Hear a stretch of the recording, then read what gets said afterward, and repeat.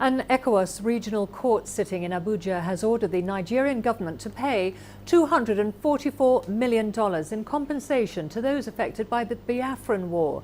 The court has found the Nigerian government guilty of failing to demine and remove unexploded devices from the 11 states where the civil war was fought between 1967 and 1970.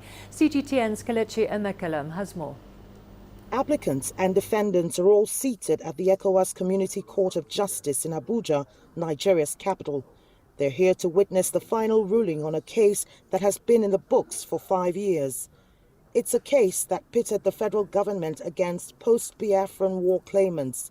Most of them have been maimed by mines and explosives left behind by the Biafran war. What's more, vast farmlands have also been abandoned for fear of accidental trigger of explosives scattered in the region.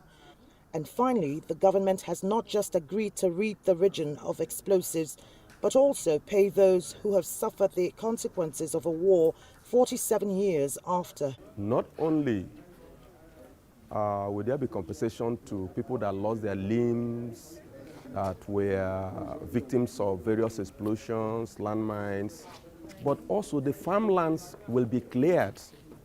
The farmlands will be cleared of all these bombs. You know, for 40-something years now, majority of the farmlands in the southeast and south-south has laid fallow because of fear of explosion.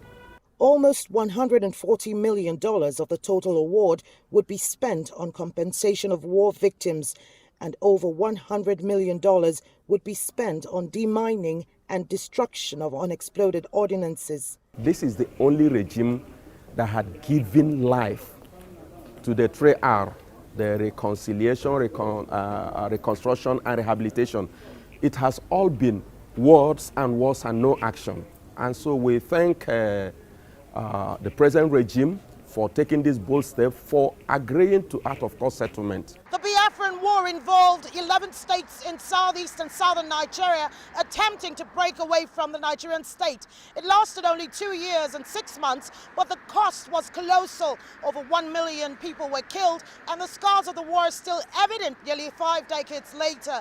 This ruling comes in the wake of fresh calls for Biafran breakaway, and President Buhari has already spoken about it with an uncompromising tone. He said the unity of Nigeria shall not be negotiated, and those pushing for a breakaway shall be dealt with firmly. Kelechi Emekelem, CGTN Abuja, Nigeria.